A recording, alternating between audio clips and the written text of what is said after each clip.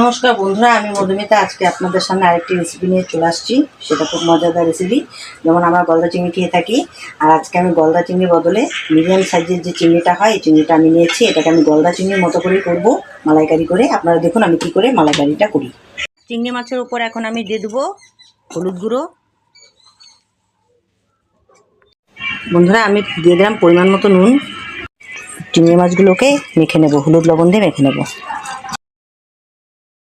বন্ধুরা, আমি চিংড়ি মাছের যে মালাইকারি করবো তার জন্য আমাকে দুধ বের করে নিতে হবে। আমি নারকেলটাকে দিয়ে এখন আমি দুধ বের করে নেব। পরিমাণ মতো জল। এই চিংড়ি মাছের মালাইকারি করার জন্য আমি আমার লাগবে এখানে নুন, হলুদ গুঁড়ো, পেঁয়াজ কুচি, জিরের গুঁড়ো, লঙ্কার গুঁড়ো, আর এখানে নিয়েছি হচ্ছে গোটা গরম মশলা, শুকনো লঙ্কা, তেজপাতা, নারকেল কুড়ো।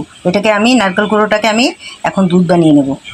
বন্ধুরা, মশলার মধ্যে আমার এখানে লাগবে কয়েক টুকরো আদা, 4-5টা চেরা কাঁচা লঙ্কা, আর এখানে দিয়ে দেবো কয়েকটা রসুন। এটাকে আমি এখন পেস্ট করে নেব। বন্ধুরা দেখুন, জল গরম হয়ে গেছে। এখন এর উপর আমি দিয়ে দেবো নারকেল কুড়োটাকে। এই কুড়োটাকে আমি এখান থেকে গরম জল দিয়ে আমি দুধ বার করে নেব। বন্ধুরা দেখুন, নারকেলটা ভালো করে জাল করে নিচ্ছি। বন্ধুরা 5 মিনিট হয়ে গেছে, নারকেলটাকে আমি জাল দিয়ে নিয়েছি। এখন আমি এটার থেকে দুধ বার করে নেব, তাই আমি নামিয়ে নিলাম। বন্ধুরা, এই যে নারকেল থেকে আমি এটাকে নামিয়ে নিলাম। হয়ে গেছে, আমি দিয়ে দিলাম এখানে তেল। বন্ধুরা, তেল গরম হয়ে গেছে। এখন আমি মাছগুলোকে ভেজে নেব।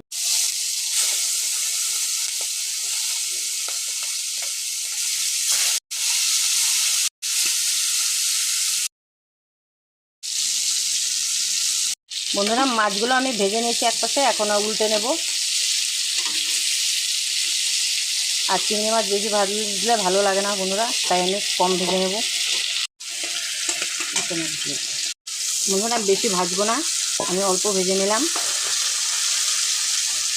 ভাজা হয়ে গেছে, এখন আমি নামিয়ে নেব। বন্ধুরা, বেশি থাকা মাছগুলোকে আমি একইভাবে ভেজে নেব। বন্ধুরা, বেঁচে থাকা যে কটা মাছ ছিল সেগুলোকে আমি ভেজে নিলাম। এবার আমি উল্টে দেবো। বন্ধুরা, মাছগুলো মিডিয়াম সাইজের নিয়েছি, কিন্তু এইভাবে আপনারা মিডিয়াম সাইজের চিংড়ি মাছগুলোকে আপনারা মালাইকারি করে খাবেন, দেখুন ভালো লাগবে। আমি একবার করেছিলাম, খেয়ে ভালো লেগেছে, তাই আপনাদেরকে এই রেসিপিটা শেয়ার করলাম। ভেজে নিয়েছি লাল করে, বেশি একটাও ভাজিনি, হালকা করে ভেজে নিয়েছি।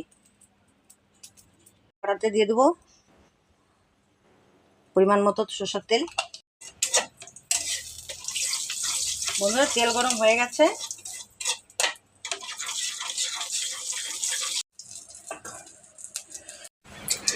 বন্ধুরা, তেল গরম হয়ে গেছে। এখন এর উপর দিয়ে দিলাম 2টো তেজপাতা, 2টো শুকনো লঙ্কা, আর দিলাম গোটা গরম মশলা।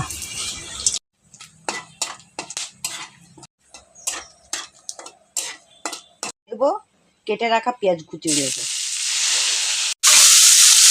পেঁয়াজটাকে ভালো করে লাল করে ভেজে নেব। দেখুন বন্ধুরা, দেখুন পেঁয়াজগুলো লাল হয়ে গেছে, ভেজে নিয়েছি। এবার পেঁয়াজের উপর আমি দিয়ে দেবো মশলা। দিলাম পরিমাণ মতো নুন, দিলাম হলুদ গুঁড়ো, পরিমাণ মতো জিরের গুঁড়ো, এখানে দিলাম আমি লঙ্কার গুঁড়ো। এবার আমি ঘেটে নেব। তাই সামান্য পরিমাণ জল দিয়ে দিলাম। মশলাটাকে ভালো করে কষিয়ে নেব। কাঁচা লঙ্কা আর রসুন বেটে রেখেছিলাম, এটাকে এখন আমি দিয়ে দেবো।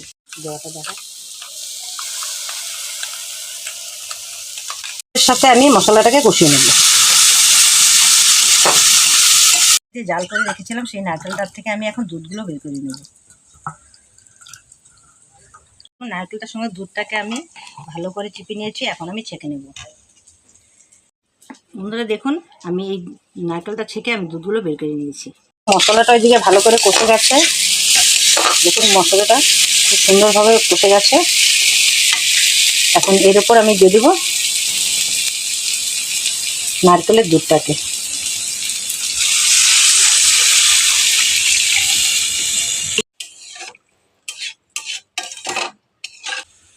বন্ধুরা, মশলার উপর দিয়ে দিলাম আমি সামান্য পরিমাণ চিনি। বন্ধুরা, সাথে দিয়ে দিলাম সামান্য পরিমাণ গরম মশলা। হয়ে গেছে। এখন আমি দিয়ে দেবো এই ভেজে রাখা চিংড়ি মাছগুলোকে।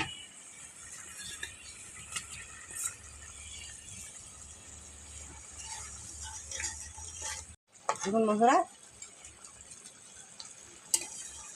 5 মিনিট জাল করে আমি নামিয়ে দেবো। দেখা যাচ্ছে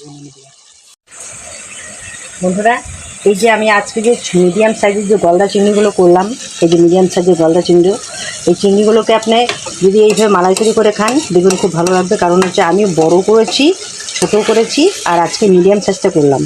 তো গলদা চিংড়ি করে আপনারাও খেয়ে দেখবেন, আর কেমন লাগলো অবশ্যই কমেন্টে জানাবেন।